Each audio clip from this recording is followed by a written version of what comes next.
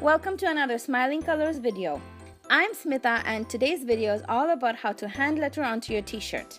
That's right, I'm DIYing a t-shirt to say Happy Halloween, and this turned out to be a pretty easy technique.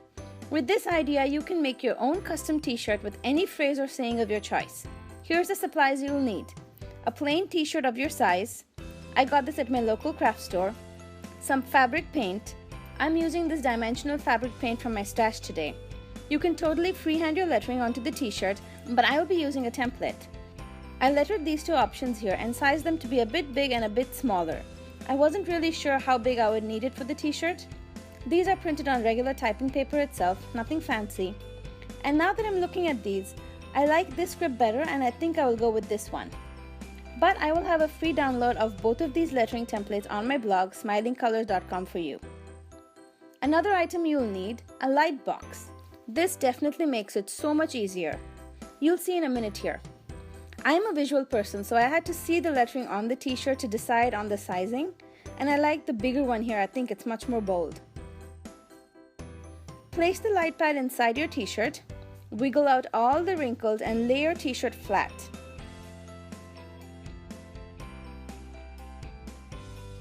Now place the lettering template onto the light box.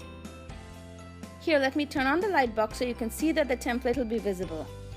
Now you want to move the template and light box down by about 4 inches from the neckline. Use a ruler to make sure that your design is centered on the t-shirt front. A rough eyeballing would be to make sure that the center of the P of the word happy lines up to the middle of the neckline. And now it's time to trace the lettering with our fabric paint. I'm going to turn the whole setup by about 45 degrees here, so that it's at a comfortable angle for my wrist. You can pin the paper template to the t-shirt and prevent it from shifting while you're painting, but I've done stuff like this many times and I'm pretty sure that I can do this without pinning. Before you start lettering, grab a scrap piece of paper and also a towel or paper napkin. These two are very important. First, use your dimensional paint on the scrap piece of paper to remove any air bubbles and also to determine how much pressure you need to apply to the bottle for the paint to come out easily. Once you have that figured out, start tracing over the template slowly. If you're right-handed, start from the left top corner and work your way downwards to the right. This way you won't smudge the wet paint when your palms rest on the t-shirt. While using dimensional paints, apply an even amount of pressure and move your hand slowly up and down to get neat lines. You can use a round paintbrush with your fabric paints to trace over the template as well. But I have to say, this dimensional paint is much faster to trace with. It is pretty easy, but don't get too overconfident. And after a few lines, wipe your paint nozzle clean with a paper towel. You want to keep doing this throughout the tracing to avoid buildup of any paint on the tip. I actually ended up using the other printout as a reference on the side. This helped me know the letter shapes that I need to trace easily. Now, my first idea for this t-shirt was to totally freehand my lettering. That would have been so much faster, I thought. But how would I center my letters to the t-shirt? And I knew the letters had to be in the center or else I would end up trashing the shirt. So after thinking quite a bit, I decided that tracing over a template would still be fast enough. For a second, I thought maybe leaving it like this, just the outlines. But then I decided to fill in the areas for a bolder font and I flooded the areas with the paint. Make sure you keep your bottle completely upright and not at an angle. This way you'll avoid smudging the lettering you already have there. Here's another option for you if you don't have a light box. Use a dressmaker's pencil to sketch out your design onto the t-shirt first, and then go over it with the paint.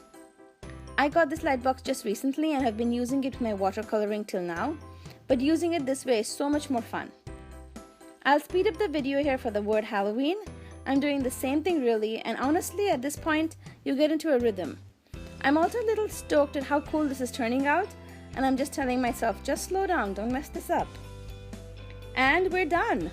I'll turn off the light box here so you can see this easier. My paint didn't actually stick to the paper beneath. I was trying to see if that happened here by moving the fabric ever so slightly. That's because dimensional paint is so much more thicker than regular fabric paint and doesn't really soak into the fabric as much.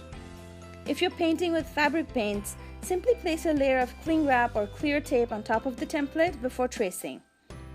Now comes the hard part, letting this dry. Walk away from it and don't disturb it. I finished this late at night and then went to bed straight after, because I'm notorious at smudging things otherwise. The next morning I came and checked on it and it had dried so perfectly. The paint looks even, no cracks, and it looks so nice. There's a slight dimension to the lettering, but not too much at all. I will heat set this according to the manufacturer's instructions afterwards, but for now it's ready to wear.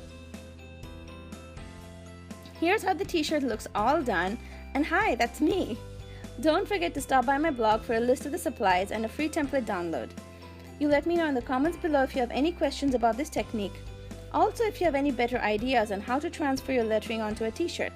I'd love to hear them. Happy Halloween, guys!